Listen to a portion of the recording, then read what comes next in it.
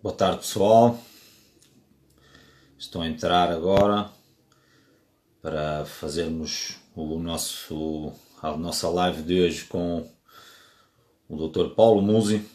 Acho que toda a gente já conhece o Dr. Paulo Musi. Vou só esperar que ele entre aí. Ele já terminou a aula que esteve a dar para o Arnold Conference e é só esperar ele entrar aí para lhe fazermos o pedido para ele entrar em direto. Espero que esteja tudo ok com vocês. Mestre Júlio, Balestrin, temos que fazer a nossa aí. Hoje é com o Pai Musi.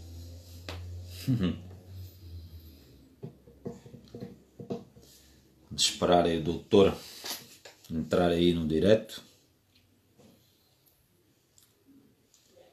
Vocês já devem seguir o trabalho do Dr. Paulo Musi, subejamente conhecido aqui em Portugal. Já veio cá fazer algumas formações. Eu também já fiz algumas formações com ele. Quase todas as que ele veio dar eu estive a fazer com ele. Só esperar ele entrar aí. Ele já me confirmou que já terminou a aula que estava a dar para o Arnold Conference. Agora é só esperar que ele entre. Vocês podem, se vocês quiserem, eu já tenho aqui uma lista grande de perguntas. No entanto, se conseguirmos responder a todas, melhor ainda. Por isso, aqui na caixinha em baixo, vocês podem deixar ficar na caixinha. O doutor já entrou. Por isso, vamos começar. E aí, Marcão? E aí? Boa tarde, meu amigo. Como é que é? Como é que estamos? Tudo bem? Tudo bem, graças a Tá bom Deus, o tudo som aí? certo. Tá bom? O Tá me som ouvindo tá bom bem? aí? Desse lado? Sim. Tranquilo? Então, as aulas e o trabalho têm corrido bem? Tudo bom, tudo ótimo. Como é que tá aí?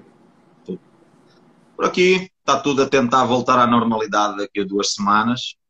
Está tudo Que previsto para que bom. se volte daqui a 2 semanas à normalidade. Normalidade não, pelo menos a 100% não, mas com algumas restrições, os ginásios em princípio já vão começar a funcionar Uhum.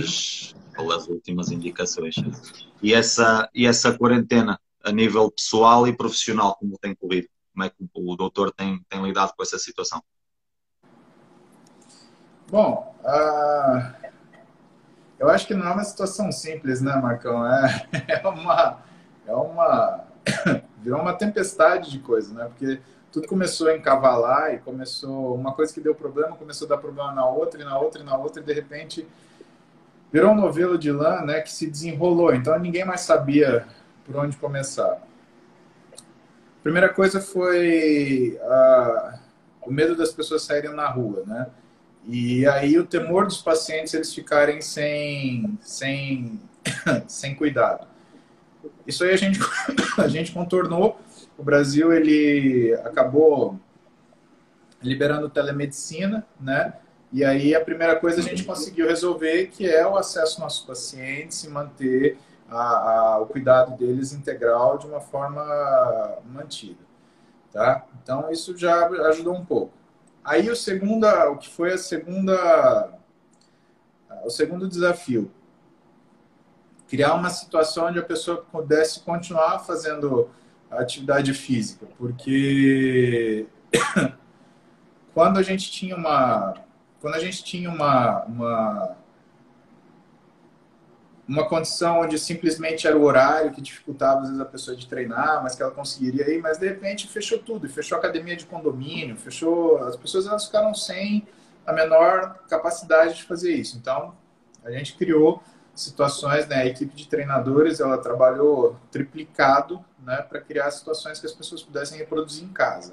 Nesse sentido, você assistiu o filme do Tom Hanks, Apollo 13? Eu confesso que não sou cinéfilo, mas eu acho que ainda me recordo de ver esse filme já tem uns anos, certo? Já tem uns Tem, anos. é um filme antigo. Então eles estão no meio do Sim, espaço, sim, né? sim, E a sim. coisa começa a falhar, começa a dar errado. Aí eles juntam uma equipe de engenheiros da NASA para falar, ó, é isso que tem na nave, vocês têm que fazer filtro de gás carbônico com isso daqui, se vira. E os caras Exatamente. conseguiram funcionar. Então, a equipe de treinadores, ela fez mais ou menos isso.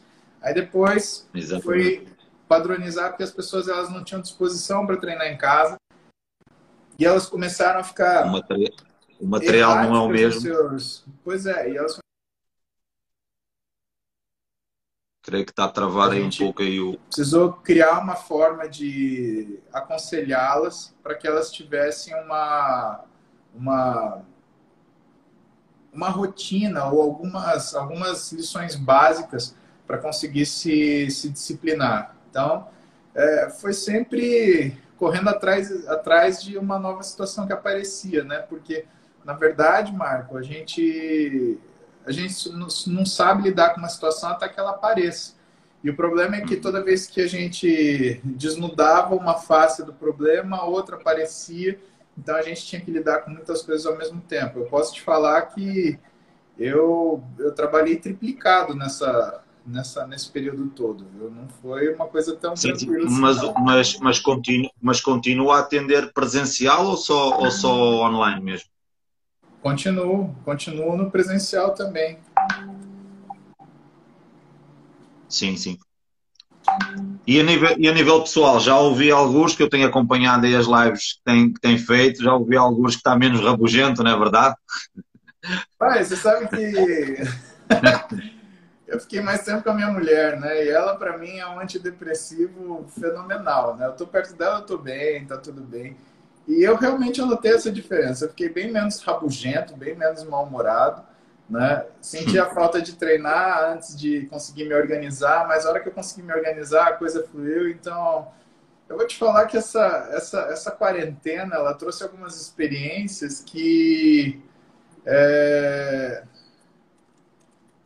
eu não sei como é que eu vou fazer depois que isso voltar, porque eu sinto falta disso, né? Eu sinto falta de estar no escritório e a Roberta no quarto, ou ela no quarto e eu no Sim. escritório, ou nós dois no quarto, ou nós dois no escritório. Era uma coisa que eu Eu gostava, estou a sabe? viver a mesma situação. Eu estou a viver a mesma situação com uma família em casa, a trabalhar online, por isso eu sei, identifico-me perfeitamente com o que o Paulo está a dizer. Por isso sei bem o que é. Vamos ver depois como é que vai ser a volta à normalidade. Paulo, depois desta introdução, eu queria agradecer em nome de toda a gente, porque eu fiz um inquérito aqui há uns tempos, como eu te disse, e das pessoas mais pedidas para fazer uma live foi contigo. Uh, porque já esteve cá em Portugal, já deu muita informação, então despertou sempre muita curiosidade de também transmitir mais algum conhecimento aqui pelo Instagram. Então eu selecionei algumas perguntas, vamos tentar condensar isto aqui para esta horinha, para ver se conseguimos levar aqui isto quase tudo a bom porto, tentar agradar a quase toda a gente. A primeira das quais é qual a principal motivação para fazer medicina e quais foram as principais dificuldades que o Paulo encontrou no início da carreira. Eu acho que medicina é uma escolha como qualquer outra profissão, Marco. Eu não vejo nada diferente, entendeu? Eu tinha uma necessidade que era uma curiosidade, a gente chama de burning question, né? Que era acerca de determinados sofrimentos que as pessoas tinham que eu queria ter a habilidade de tratar. Mas eu não vejo as profissões como se fosse uma questão qualitativa, né? Eu vejo como se fosse uma questão. É, como que eu vou te falar? Sei lá, é uma questão íntima, né? É aquilo que desperta curiosidade. As dificuldades são as dificuldades inerentes a qualquer pessoa que queira fazer bem feito aquilo que faz, né? Então, um treinador que ele vai treinar com 10 treinadores e que ele tem humildade de seguir buscando aprender com outras pessoas, né? É um nutricionista que tenha a curiosidade de ir aprofundando-se cada vez mais na questão da ciência básica, entender bioquímica em profundidade, fisiologia decor, né? O nível de excelência de um profissional, ele não está na profissão que ele escolhe, ele está enquanto a profundidade traz para ele a satisfação de realizar aquilo que ele gosta de fazer. né? Eu não tolero ter uma pergunta que eu não saiba me direcionar, entendeu?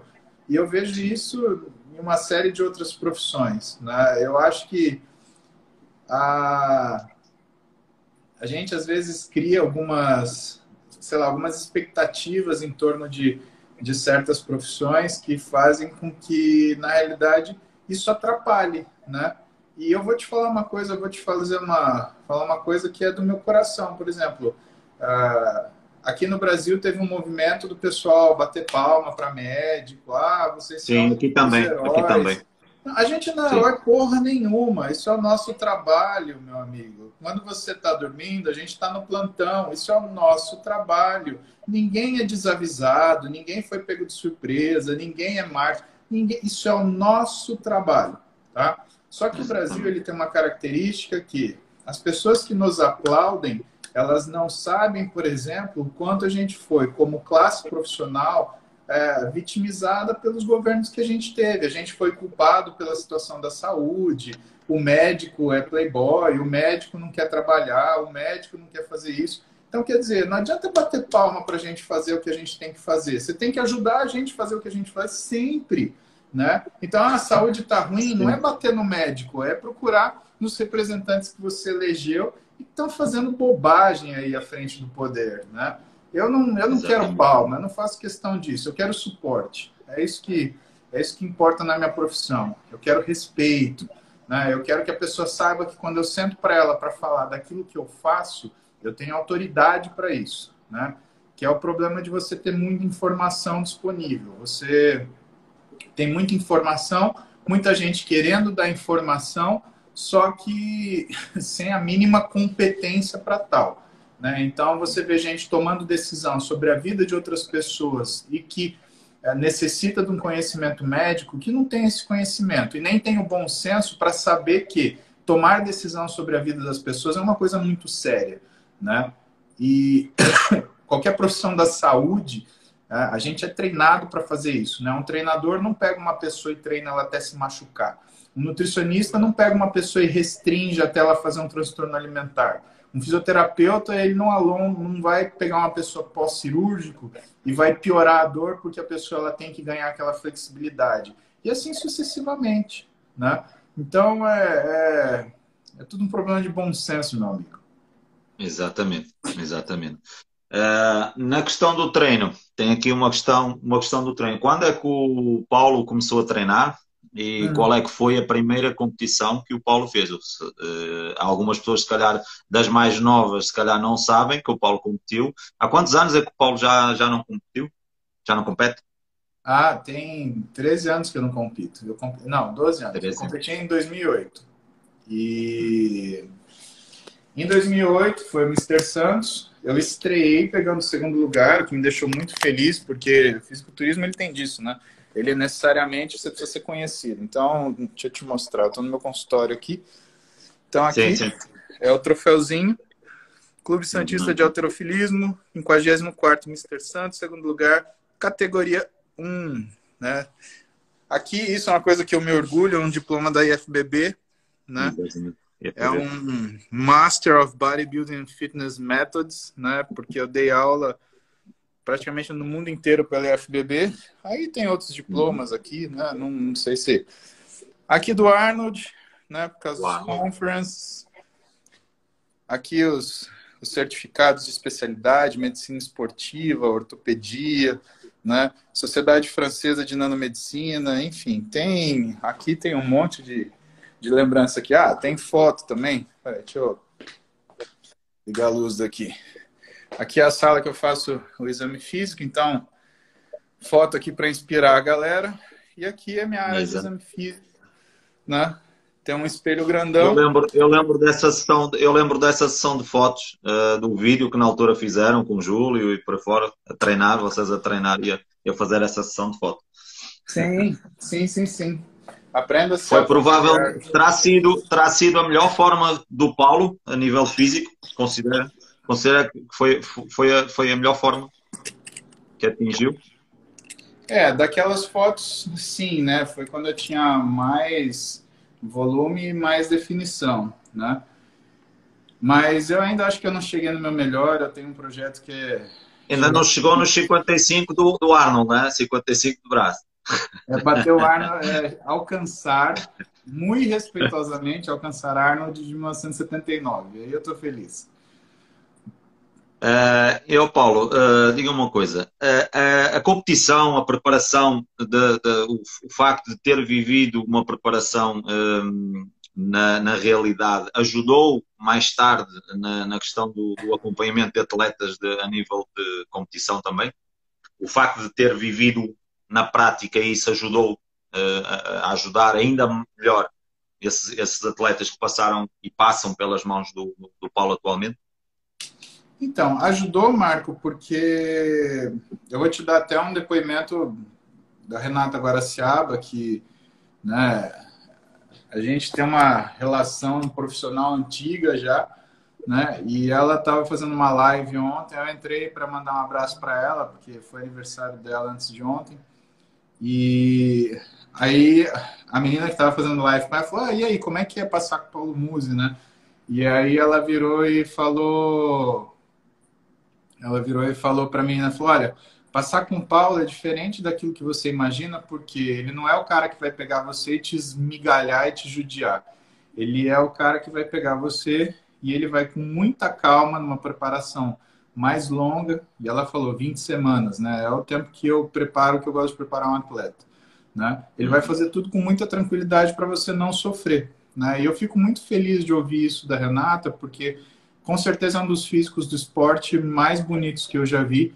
E uma das minhas principais preocupações era não estragar o físico da Renata. Primeiro, porque ela já tinha um físico muito bonito. Segundo, porque ela ficava pronta muito antes da competição.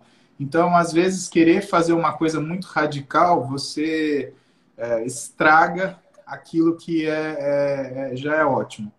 Tem uma frase que a gente fala. Ó, a Renata, acho que ela está vendo a live aqui. Não, ela viu a aula do Arnold. Deixa eu falar aqui, estou Ok. falando de você na live. Aí, a minha preocupação era não estragar o físico dela. E tem uma coisa que a gente fala, é que o excelente é inimigo do ótimo, Marco.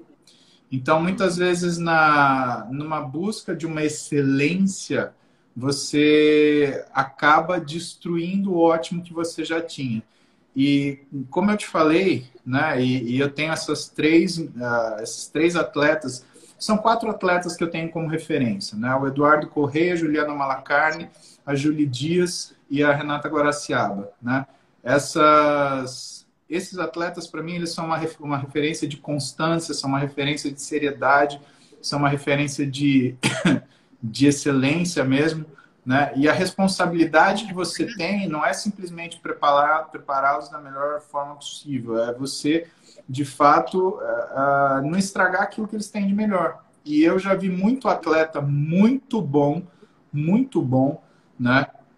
Cair numa preparação onde quiseram fazer uma medida muito extrema e a coisa saiu completamente errado. Depois não teve jeito de você conseguir consertar, né? Depois são pessoas que valem a pena. A Renatinha aí. Renatinha, falei de você, um exemplo de Exatamente. Eu. constância, de excelência física, né? E que você é o célebre caso onde o excelente é inimigo do ótimo. Então, sempre que eu te preparei, sempre que eu cuidei de você, eu já saía do ponto de reconhecer a sua excelência e, portanto, não ficar testando isto ou aquilo e a gente tratar de uma forma que você tivesse conforto, que você tivesse serenidade, que fosse um processo bom, né? E ser atleta me ajudou nisso, Marco, me ajudou nessa sensibilidade, de perceber que não existe nenhum tipo de modificação agressiva que faça com que vale a pena você arriscar aquilo que você já tem de bom, né? E que não existe argumento para você fazer um atleta de fisiculturismo sofrer. Eu, particularmente, eu acho aquele pessoal que chega sofrendo, desmaiando, né? Eu acho isso uma tolice tremenda, né? Eu não concordo com isso. Normalmente é quando acontecem, quando são feitas coisas demasiado drásticas, num curto espaço de Exato. tempo, o o atleta não estava na condição, então tentaram acelerar o processo. Normalmente isso, quando é feito com uma periodização mais longa, como estava a dizer, as coisas acontecem e são feitas de uma maneira mais natural, surgem de uma maneira mais natural. Então, nesses casos sucede isso devido à compressão do timing da própria preparação, né? Ó, o Charles e a Nicolite estão perguntando da Gabi Garcia. Da Gabi Garcia, o que eu falo para vocês é que ela é uma das atletas mais impressionantes que eu já acompanhei. Por que não dá para citar ela junto com o pessoal do fisiculturismo? Porque a Gabi Garcia, ela já chegou para mim excelente. Né? Ela já chegou para mim, ela tinha ganho 8 campeonatos mundiais de jiu-jitsu, ela era invicta, né?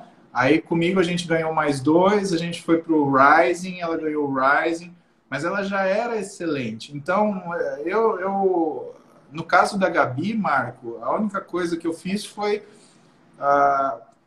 com muito tato dirigir o desempenho dela, porque era uma mulher que treinava 3 a 4 vezes por dia, né? É uma mulher de um físico diferenciado, a Gabi tem 1,90 m, né? Então você imagina uma mulher de 1,90 m, 100 quilos, que vai bater até detonar, né? Quem está na frente. A Gabi, para você ter uma ideia, ela treinava com homem, né? E batia em homem. Ela adorava isso. E sem sombra de dúvida, foi uma das pessoas que eu treinava jiu-jitsu com ela de sexta-feira no Corinthians, né? E sem dúvida nenhuma foi uma dos mestres mais sagazes que eu tive, porque a Gabi que me ensinou a lutar com o meu peso. Todos os mestres de jiu-jitsu que eu tive, eles eram mais leves do que eu e eles me cobravam movimentação, eles me cobravam de ser um cara mais ágil. E eu me arrebentava, porque para você se movimentar com 100 e tantos quilos, Marco, é difícil, cara. A gente se arrebenta, né? A Gabi Sim. foi a única pessoa, porque era pesada como eu, que falou assim: Paulo, usa seu peso. E ela me ensinou uma coisa que eu lembro até hoje, quando eu vejo um kimono.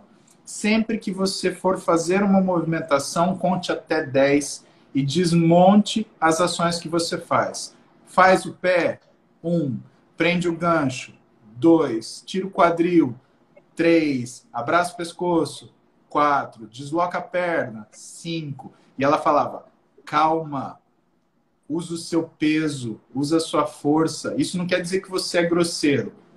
Isso quer dizer que você está usando o recurso que você tem. O cara que é mais leve que você, ele não usa a velocidade dele, ele não usa o pouco tamanho que ele tem para fugir, ele não usa agilidade. Se você não tem isso e você tem peso, por que você não vai usar?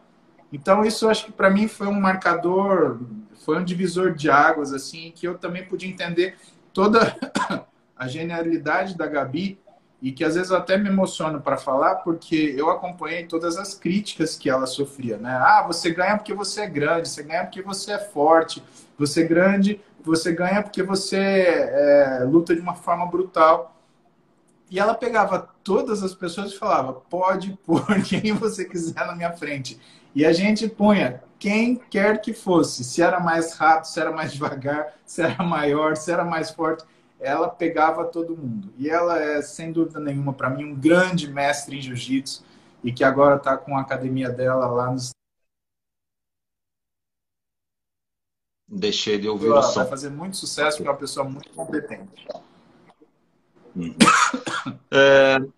Uma pergunta bastante pertinente, que há muita gente que quando inicia uma preparação para culturismo tem por vezes muita dificuldade. Inclusive alguns treinadores, alguns coaches que fazem essa pergunta por não saber por onde começar.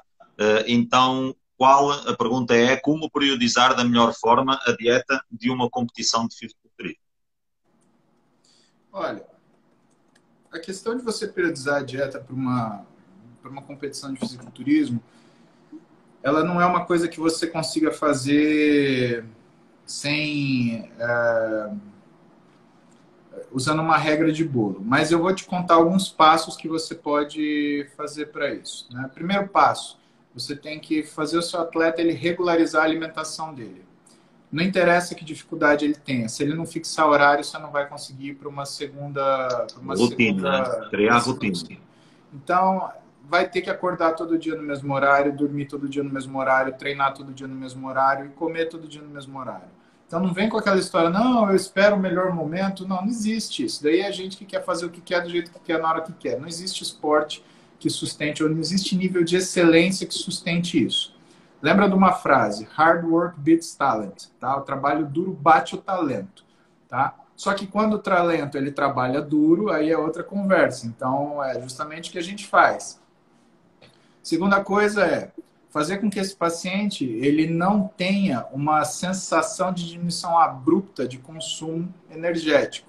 Tá? Como que você faz isso? Você compensa o que você tira de energia com proteína. A proteína ela ajuda a te dar saciedade e manter a velocidade metabólica. Então, ela é uma etapa muito importante de todo o processo de preparação. Terceira coisa que a gente tem que lembrar. A hidratação, Marco, é sempre subestimada. Um atleta em treinamento intenso, né, ele precisa de 50 ml de água por quilo de peso corporal. Senão ele vai se sentir cansado. Então não tem tempo para ele, esqueci de beber água hoje. Não, não tem esqueci de beber água hoje. Se você fez xixi, seu xixi está escurinho, pode parar que você está fazendo coisa errada. Você tem que se hidratar melhor, porque senão você vai ter uma interferência negativa no seu desempenho. Tá? Exatamente. E tudo que você for fazer em relação a tirar caloria ou a fazer qualquer uma alteração desse tipo, você tem que saber o que você está fazendo e você tem que ter isso anotado. Né? Se você não criar uma metodologia de trabalho, que muitas vezes é inerente de cada paciente que você vai ter, tem paciente que você vai saber que você pode tirar 100 calorias a mais, tem paciente que você sabe que se você fizer isso, ele vai desmontar o físico dele. Né? Se você não criar a metodologia individual de cada paciente, você não vai ter sucesso. Não existe copiar e colar no mundo de competição. Ora, né, tá? Sim, pegando nessa informação, passou aqui uma pergunta que eu achei interessante.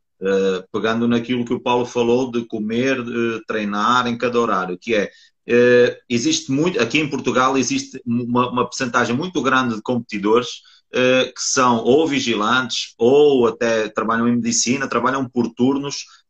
A adaptação acaba, creio eu, por ser feita da mesma forma, né? Mas desde o início do dia até o final.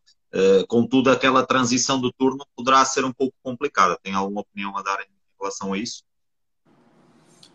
Olha, o grande problema, Marco, é que assim, eu vou falar para você o que para mim é o fisiculturismo, tá? E por que é tão fácil de errar? O fisiculturismo ele é baseado em físicos que eles são capazes de realizar grandes quantidades de trabalho. Só que esse trabalho é crescente, tá? E que o foco é que você faça grandes quantidades de trabalho para o corpo transformar em grandes quantidades de massa muscular. Então também não é qualquer trabalho, ele é um trabalho muito específico. E que conforme você vai aumentando essa quantidade de trabalho, tem que existir um aumento gradual de alimentação. E esse aumento de alimentação, ele é qualitativo. Porque se você pega um sujeito, por exemplo, que tem uma resistência periférica à insulina alta e você começa a aumentar carboidrato em vez de proteína, esse cara ele vai fazer um platô muito rapidamente e vai ter uma falha de desempenho. Se você pega um sujeito que tem uma capacidade metabólica muito grande, mas você só aumenta a proteína, esse cara também vai fazer uma falha de recuperação, ele vai fazer uma falha de adaptação. Agora, o que o pessoal não enxerga? Que do mesmo jeito que você, com crescentes quantidades de treino, você precisa de crescentes quantidades de energia, você também precisa de crescentes quantidades de tempo, tá? Pensa que as pessoas elas olham para os fisiculturistas como se fosse assim, se eu treinar mais e comer mais, eu cresço mais. Tudo bem, então o que você está falando para mim é o seguinte, que construir uma casa e um shopping center é a mesma coisa, desde que você coloque as quantidades de material de construção no mesmo à disposição. Então, sei lá, se eu tiver, por exemplo, 2 pedreiros no sítio da casa, com tudo que precisa de tijolo, e 2 pedreiros no sítio do shopping center, com tudo que precisa de tijolo, eles vão ser construídos no mesmo tempo. E não vão, né? E aí entra uma coisa que é o descanso. Então, você, para cada quantidade de treino e dieta aumentada, você precisa obrigatoriamente aumentar o descanso. E isso é uma coisa difícil de controlar. Por quê? Sim. Do mesmo jeito que tem gente que, por exemplo, não vai tolerar mais do que, sei lá, 1,2 kg de comida por dia, tem gente que não vai tolerar ou que não vai conseguir dormir mais de 10 horas por dia. Ou porque não consegue ter uma rotina que possa dormir 10 horas, ou porque simplesmente não consegue dormir 10 horas. A pessoa dorme 7 e já quer acordar, já quer levantar, ela não consegue se disciplinar para isso. Né? E ficar ajustado isso é muito complicado, viu, meu? Uma sugestão que eu dou normalmente aos meus alunos é na semana, no dia em que vai trocar o turno, nesse dia seguinte a trocar o turno, eu opto por dar a sugestão deles não treinarem, manterem a alimentação, apenas um cardio e não treinar musculação. Porque Uhum. a troca, aquele desregular ali do próprio sono pode ser prejudicial nesse próprio dia. Então tem ali aquelas 24 horas de regularizar e depois então começam uma nova semana com um novo turno. Normalmente eu interpreto dessa forma. Não sei se estará correta ou não, na ótica do Paulo. Não, está correto também, né? A questão é que existe, existe, existe um degradê, Marco, que, por exemplo, se você corta a atividade metabólica, você diminui a eficácia que você tem na sua fase de recuperação. Então, um dos grandes limitantes para ganho de massa muscular em muitos atletas é justamente uma incapacidade metabólica, né? Então, é aquele cara que ele chegou num tamanho, mas que ele começa a falhar no gás no treino. Então, vamos pegar um exemplo mais fácil, né? O sujeito que vai treinar perna. Você pega um monte de homem que tem dificuldade tremenda em treinar a perna. Por quê? É porque ele morre no gás antes de cansar o quadríceps. Sim. Isso é um exemplo de que a capacidade metabólica ela interfere no quanto você consegue realizar de trabalho. E se você não consegue realizar uma quantidade de trabalho suficiente, uma quantidade de trabalho limítrofe, você não consegue transformar isso em nada. Né? Sendo assim, muitas vezes você tem que abdicar, por exemplo, de um treino de musculação para você fazer um treino aeróbico. Ou muitas vezes você tem que modificar aquilo que é a sua rotina normal para conseguir encaixar um aeróbico e a musculação. Porque por mais que o seu físico ele piore nas primeiras 3, 4 semanas de introdução do método, é só assim que ele vai melhorar depois. Sim, sim.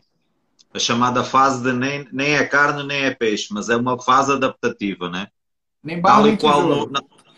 exatamente, né? Exatamente. Exatamente, muito bom.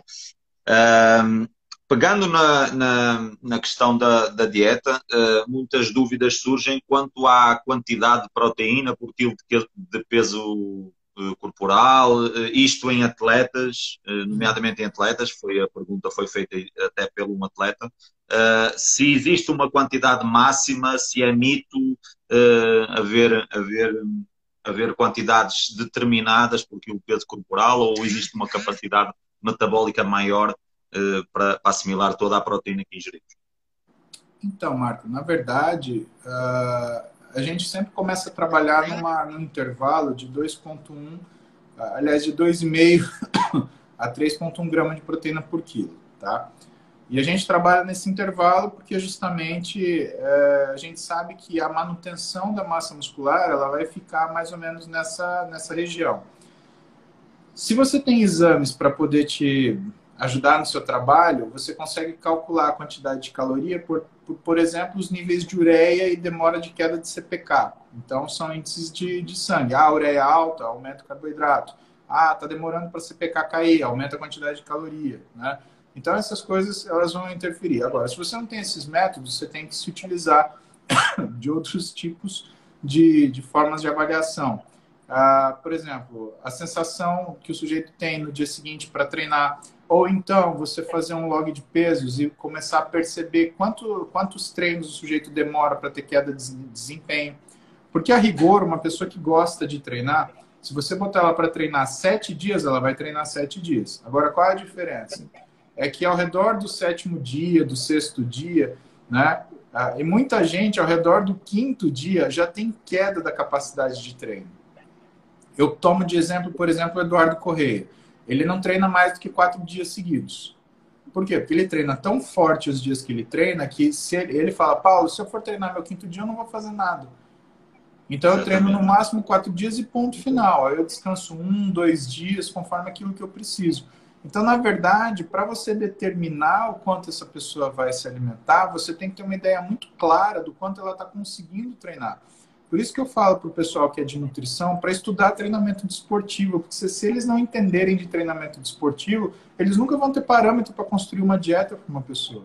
Você pode Exatamente. E partir o dos seus contrário dois. também. E o Exatamente. contrário também.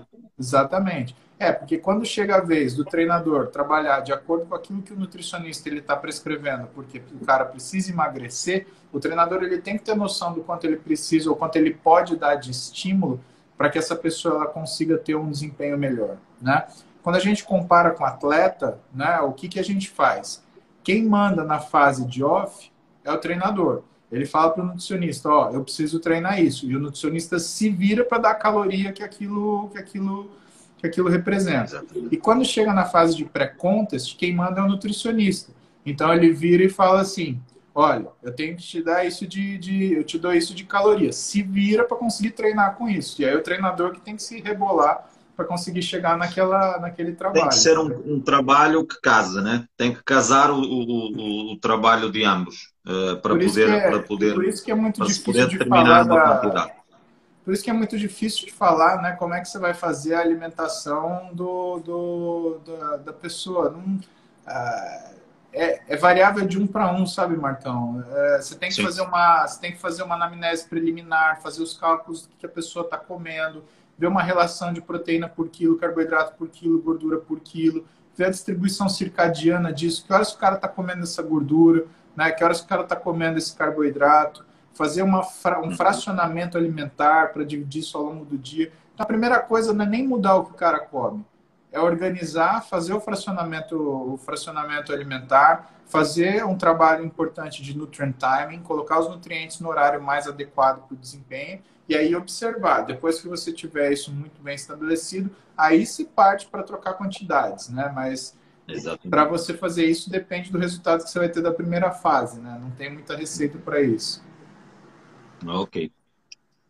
Essa pergunta tem a ver com a relação entre o acúmulo de gordura em algumas zonas do nosso corpo e a capacidade de metabolização de alguns nutrientes, nomeadamente os hidratos de carbono. Existe essa relação?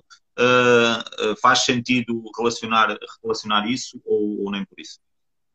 Não, porque você não leva em conta a treinabilidade do indivíduo, né? Então você tem pessoas, por exemplo, que eram muito treinadas e que têm uma quantidade de gordura alta porque pararam de treinar ou porque simplesmente a alimentação ela ficou completamente caótica, né? Mas que emagrecem com facilidade, assim como você tem pessoas que comem muito pouco, têm uma gordura mediana, mas que a treinabilidade é ruim. Então você vai ter outros desafios na frente. O que você tem que saber é que quando você encontra uma pessoa com excesso de gordura no corpo, né, ou seja, que ela está em sobrepeso, né, o que determina o sobrepeso e a obesidade não é uma questão de forma física, é uma questão de função orgânica. Tá? O que é o indivíduo, o indivíduo eutrófico? O indivíduo eutrófico é aquele que tem o organismo controlando o metabolismo de gordura. O que é o indivíduo com sobrepeso? É aquele indivíduo que já tem a gordura dele funcionando como uma glândula e se autorregulando, produzindo hormônios inflamatórios, produzindo citocinas inflamatórias, estimulando algumas substâncias que fazem a perda de massa muscular. E, finalmente, o que é quando você tem uma pessoa obesa? Um paciente que é obeso significa que o organismo não está conseguindo controlar a gordura e a gordura está controlando o organismo. Então você não tem só a obesidade, você tem muitas vezes a diabesidade. Você tem um aumento da glicemia, você tem um aumento da pressão arterial, uma piora da resistência periférica à insulina e outras alterações metabólicas que vão cursar junto com isso, né? A gordura ela é um bom sintoma. Agora, você não pode usar a quantidade dela para definir como que você tem que trabalhar, né? Você tem que Sim, imaginar que normalmente, desculpa interromper, doutor, normalmente as pessoas queixam-se muito daqueles acúmulos específicos, ou na zona lombar, ou no flanco, ou na zona abdominal, zona baixa do abdominal. Então, daí a dúvida de por vezes, a densidade calórica ou a metabolização, por exemplo, dos hidratos de carbono ser ou não fundamental para o acúmulo nessas zonas em específico. Na realidade, Marcão, quando você guarda gordura no abdômen, no flanco, né, ou na crista ilíaca, normalmente você está lidando com coisas muito específicas, né? A gordura no abdômen significa que você está, o que a gente chama de efeito cortisolinêmico, né? Ou você está produzindo muito cortisol, uma das razões para isso é você ter refeições muito afastadas umas das outras, né? Ou períodos de jejum. Ou então você tem alguma alteração de tireoide, que alguns trabalhos mostram que um TSH aumentado, ele representa um ganho de gordura na região abdominal. Quando você olha a crista ilíaca e flanco, você vê dificuldade de captação periférica de glicose. Então, o que está faltando aí? Está faltando aeróbico. Tá? O exercício aeróbico ele tira gordura, preferencialmente do tronco e subcutâneo.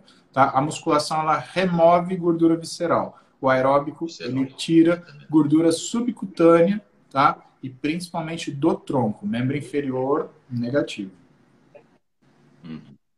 Entendi.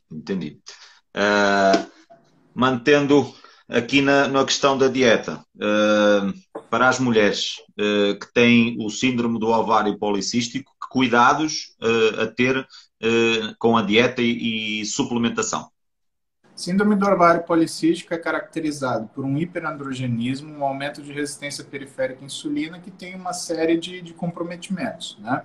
Algumas mulheres, veja, a síndrome do ovário policístico ela não se manifesta de forma semelhante em todas as mulheres, né? Algumas mulheres elas têm uma forma que se diagnostica pela infertilidade, outras mulheres pelo transtorno por excesso de androgênio, tá? Todas têm as três coisas, porém em graus diferentes, né? Agora, uma ou outra vai apresentar uma alteração mais característica do que de uma delas. Então, quando você tem uma mulher com alta resistência periférica à insulina, aí você precisa não só de uma dieta de baixa caloria, mas você precisa de alimentos que tenham uma velocidade de absorção lenta, e você vai precisar de um nível de atividade física aumentado. Quando você tem uma mulher que tem um nível de androgênio mais alto, você tem que imaginar que uma das causas desse androgênio mais alto é uma hipertecose, que é uma modificação da função ovariana, e que o androgênio ele é produzido também com estímulo da insulina funcionando como se fosse uma cogonadotrofina. Então você tem que buscar uma rotina de muito baixa insulina, tanto que às vezes a gente utiliza dieta de jejum intermitente para conseguir fazer essas quedas abruptas de insulina, né? Então aí nessa situação às vezes a gente tem que usar rotinas nutricionais um pouco mais drásticas. Sim, sim. Agora, na infertilidade, o problema é um pouco mais complicado, porque você tem que saber de onde essa infertilidade vem. Ela vem de uma alteração de endométrio, ela vem de uma alteração ovariana, ela vem de um ciclo anovulatório, ela vem de uma incapacidade de nidação, ela vem de uma alteração de batimento ciliar, ela vem, sabe, você tem tanta coisa diferente na infertilidade que aí fica mais difícil você relacionar com exercício ou com dieta. Mas uma coisa que eu posso te falar, toda mulher com síndrome de ovário policístico, ela melhora muito com atividade física. A ponto de eu falar para você que qualquer tratamento de síndrome de ovário policístico que não leve em conta dieta e exercício não é um tratamento eficiente. Você está gastando tempo à toa. Sim. Ora, grande mestre. Deixa eu ver. A nível de treino, eu hoje tive uma pergunta interessante de um atleta que tem tendinite no tendão rotuliano e foi-lhe limitada alguma amplitude no treino, ou seja, fazer agachamento mais de 90 graus, inclusive leg press também. Tem alguma dica, alguma sugestão para melhorar o treino, visto que o objetivo é a hipertrofia? Num atleta, estamos a falar de um atleta alto, com um membro comprido, então, e pesado. pesado, já acima dos 100 kg. Olha, o que ajuda a tratar tendão, né, Marco, é contração muscular excêntrica, né? Então, o que começa a ter que acontecer? Precisa haver um adequamento, uma adequação de carga para esse sujeito ele conseguir fazer contrações excêntricas que sejam eficientes. Sendo assim, é muito fácil do sujeito ele errar nesses acompanhamentos, nesses treinamentos, a forma de se exercitar, porque trabalhar assim é mais trabalhoso, é mais cansativo, exige mais do cérebro em termos de resistência à fadiga, né? Mas sempre que a gente fala de doença de tendão, uma coisa que você tem que colocar é baixar a carga e fazer exercício excêntrico. E exercício excêntrico é assim, é 6, 8 segundos de excêntrico. Quanto tempo demora quando você instaura um treinamento de excêntricos, né, para você conseguir ter algum resultado? Da ordem de 4 a 6 meses. E se eu tirar o excêntrico completamente do treinamento? A tendinite e a tendinose vão voltar. Então eu tenho que deixar sempre, sim, uma parcela do treinamento sua tem que ser pautada por excêntrico. O que não é mau negócio, por quê? Porque quando você faz o exercício excêntrico, existe uma tendência de você aumentar, entre aspas, o dano celular. Então, isso também é um estímulo para hipertrofia. Você consegue também manter um ganho de massa muscular, mesmo trabalhando com cargas menores do que você está habituado. Sim, sim. A periodização ondulatória poderia ser uma boa sugestão. A periodização ondulatória é o que é preconizado para fisiculturistas, né? Se você olhar, por exemplo, o trabalho do Belmiro de Salles, né, que eu te aconselho fazer uma live com ele, que vai ser sensacional, você vai gostar muito. Sim, sim, Ele sim, vai te sim. ensinar... Já tentei o Jonato já consegui, ele vai tentar agendar e o Belmiro também vou tentar. Falamos da possibilidade deles também virem cá a Portugal, eu também sigo muito o trabalho deles. Ainda ontem, inclusive, estive a assistir a uma live entre o pai Tácito e o Jonato. E o pai Tácito hoje disse que ia andar aí pela live, por isso se ele não andou, vai entrar por aí para dizer alguma coisa. E são sem dúvida duas referências ao nível da pesquisa e do exercício. Mas continua. Não, mas é a pessoa que você tem que falar, porque de fato a nossa escolha, né, e na minha experiência também isso se confirma, né? A periodização ondulatória é o que consegue o melhor resultado para aquilo que é o objetivo do culturista. Ó, o Tássio está aí, Tá, apareceu. tá aí, tá aí. Ele disse que ia estar atento. Pegando então na questão pessoal do Paulo a nível de treino, isto é uma questão mesmo minha, porque em tempos, numa fase em que o Paulo tinha muito pouco tempo para treinar, eu reparei que o Paulo utilizava muito o sistema do Patrick Tour, na altura em que o Patrick esteve na Casa dos Campeões, então o Paulo utilizou bastante por ser um treino que dava para concentrar num curto espaço de tempo, ali uns 25, 30 minutos. A minha opinião, a minha pergunta é da opinião do Paulo, se acha que é apenas e só mais um método de treino, assim como outros tantos, FST7, o Heavy Duty, o GVT, por aí fora, se é mais um método de treino com uma sigla, né? Ou se é um treino, um método de treino muito completo, talvez o mais completo, porque tem muitas variáveis dentro do próprio treino, a carga, a fase excêntrica lenta, a fase concêntrica lenta, a isometria, e isto tudo dentro do mesmo treino. Qual é a opinião do Paulo pessoal, visto que vivenciou esse treino durante algum tempo? O SST ele é interessante porque ele consegue fazer um grande volume de treino, né, Marco? E, por exemplo, é um treino que eu adotei porque o meu físico ele responde melhor a volume do que a intensidade, né? Então, eu conseguia fazer em 50 minutos 40 séries, 50 séries, né, no total.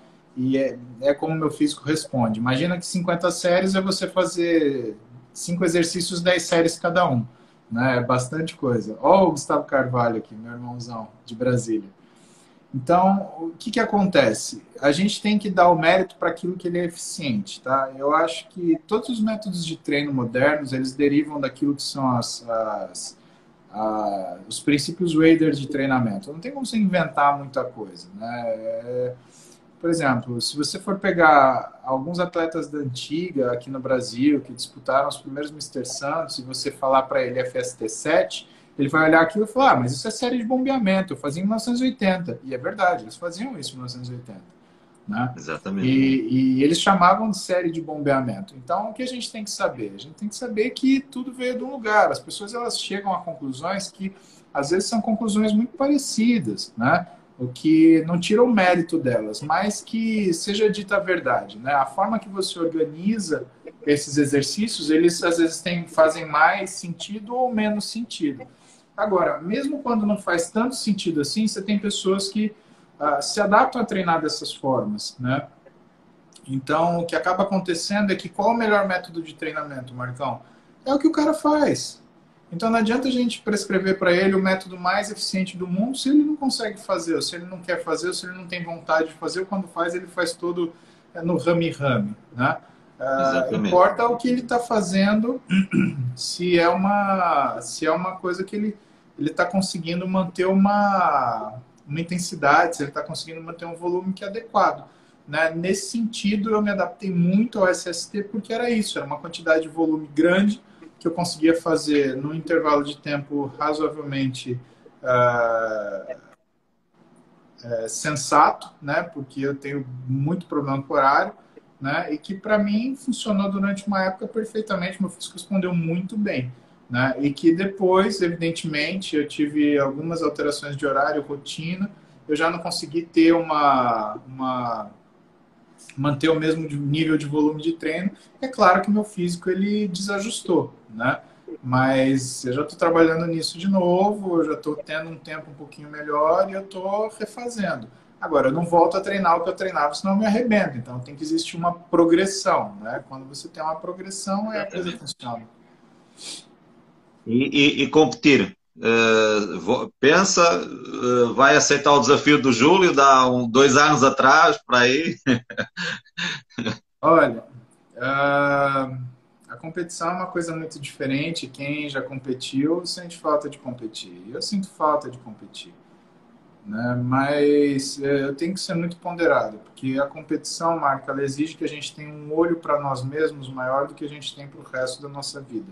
E isso não é uma coisa que eu posso fazer no momento, tá? Eu vou ter um desafio grande aí no final de ano, eu vou prestar minha terceira especialidade, minha terceira licença médica, e eu estou estudando para ter 3 especialidades, tá? E para mim essa é a maior competição.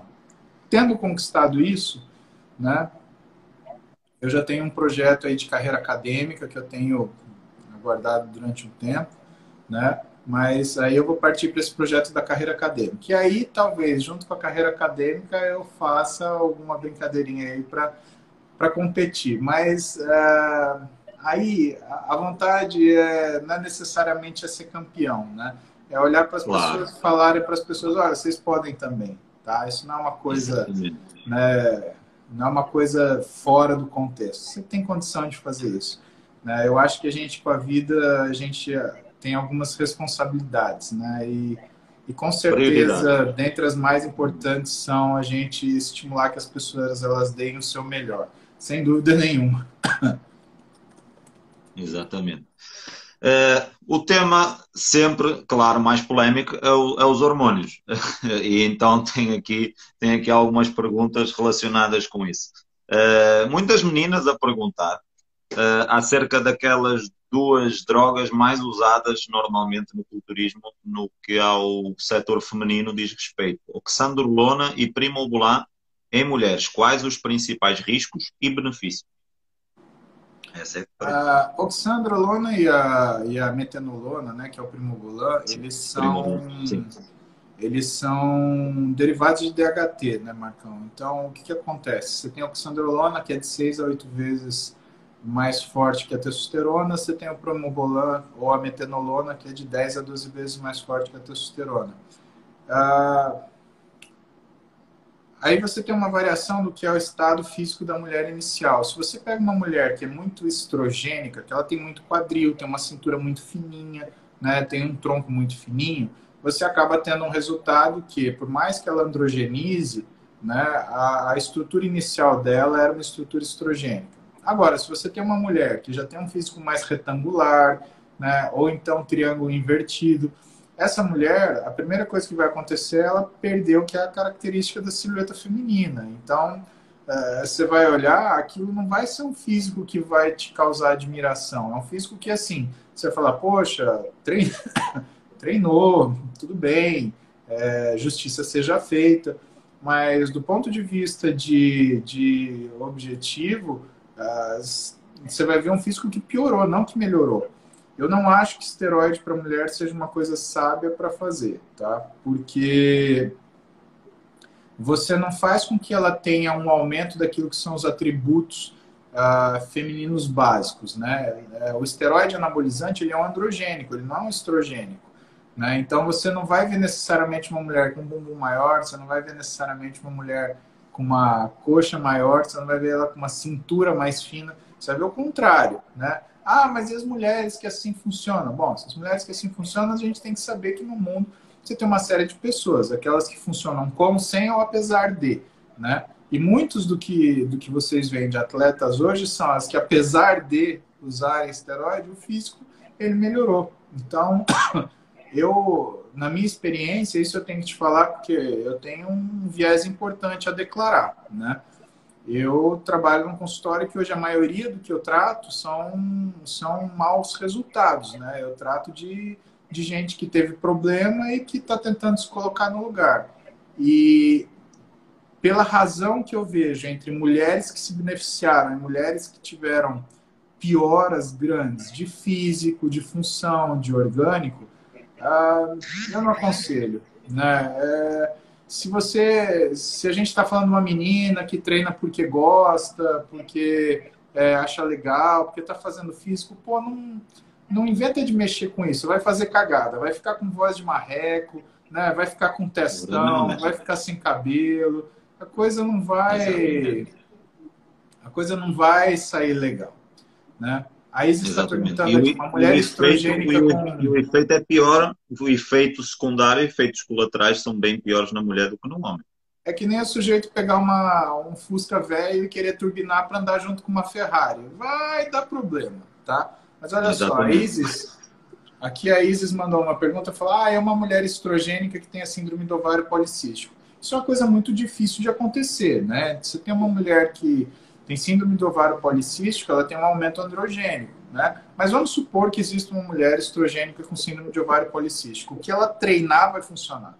Por quê? Porque ela já tem um estrogênio aumentado de base. É como se ela já tivesse, né, com uma quantidade de esteroide aumentado. Então, para essa mulher, aliás, não é que o que acontece? É aconselhado, ela tem que treinar. Essa mulher vai ter um desenvolvimento físico espetacular. Eu tenho alguns casos de algumas pacientes aqui no consultório que a gente conseguiu tratar o que era a síndrome do ovário policístico dela com um treinamento de altíssima intensidade. São mulheres que treinam igual atleta. E quando você olha as fotos delas no Instagram, por exemplo, você fala, nossa, que corpo maravilhoso, não é o corpo que você imagina, né? Porque síndrome de ovário policístico, o que você imagina? Gordura visceral, abdômen globoso, excesso de gordura, acantose nigricans, né? Rosto inchado, né? É o que você imagina quando você pensa numa síndrome de ovário policístico. No entanto, são mulheres com físicos maravilhosos, né? Mas por quê? Porque elas usam toda aquela carga androgênica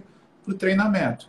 E você bem sabe que o treinamento, quando ele vai sendo elevado a quantidades grandes, ele vai consumindo a parte hormonal. Tanto que o overtraining é isso. Você treina até detonar a tua capacidade de produzir hormônio, né? Então, o que a gente faz é um overtraining programado. É uma mulher que fica em overreaching a maior parte do tempo. Exatamente. Sem dúvida, sem dúvida.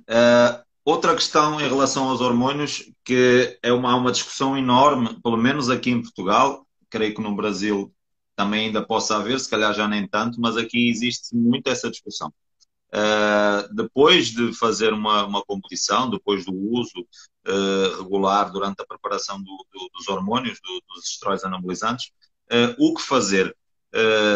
A terapia pós-ciclo ou aquilo que chamam de TRT ou Blast and Cruise, como lhe costumam chamar agora. Quais os riscos e os benefícios de ambos? Você fala para mulher ou para qualquer um? Para qualquer um. A pergunta foi feita por um homem, mas Ah, tá. para qualquer um. Olha, Ah, Paulo, desculpa só interromper. Podemos fazer mais uns minutos, porque já me está aqui a aparecer a dizer que vai terminar agora a hora. Podemos fazer mais uns minutos ou não tem possibilidade mesmo? Marcão, eu preciso que a gente marque para outro dia, porque agora tem uma gravação Ok, com o Horse lá na ok, Max, né? ok. É que